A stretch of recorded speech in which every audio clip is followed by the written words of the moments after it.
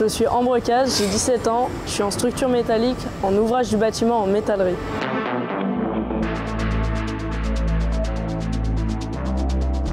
Quand j'étais petite, mon père m'a emmené à un médiéval et j'ai vu un forgeron, un ferronnier frapper le fer. Depuis, je veux faire ça et on m'a dit que pour faire ça, il fallait faire métallerie, donc me voilà. En première année, dans ce bac pro ici à Lamache, on est en combinaison avec les métiers de chaudronnier. Du coup, on définit bien qu'est-ce que c'est qu'un chaudronnier, qu'est-ce que c'est qu'un métallier, les compétences adaptées, aussi les profils qu'il faut avoir. On apprend aussi les bases du métier, comment bien souder, comment bien pointer.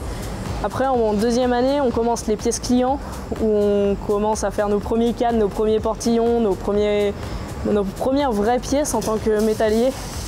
En troisième année, on fait vraiment des pièces complexes pour les clients, comme des portails, des garde-corps, des gros ouvrages. Et on sait qu'on est vraiment dans le métier en tant que métallier quand on fait ça. Après mon bac pro, j'intègre les Compagnons du Devoir en tant que prépa Tour de France pour pouvoir derrière faire le Tour de France et pouvoir passer plusieurs diplômes différents dans leur cursus.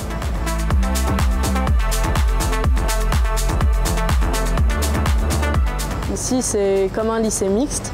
Il n'y a pas d'inégalité entre filles et garçons, c'est juste qu'il y a un peu plus de garçons. Après, ils nous traitent normalement, comme au collège, comme partout.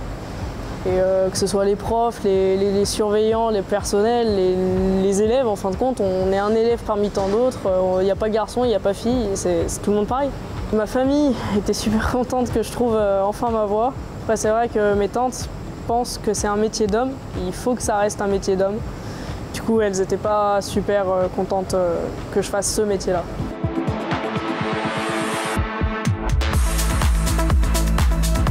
Pendant mes stages, je fais pas mal de préparation au travail.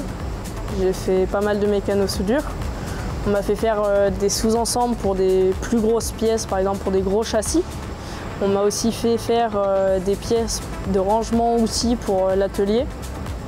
Et puis je travaillais sur les mêmes projets que certains employés. Je leur préparais les pièces, je soudais certaines pièces qui pointaient.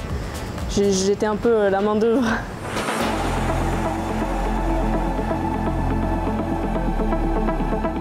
Oui, dans cette entreprise, il y avait beaucoup de femmes, mais surtout dans les bureaux, en tant que chargée d'affaires ou en tant que dessinatrice.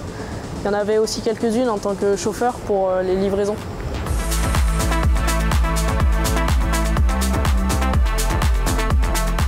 Je dirais bien. Ici, c'est vraiment super. Comme je l'ai dit, il n'y a pas d'inégalité. En plus, c'est une super expérience.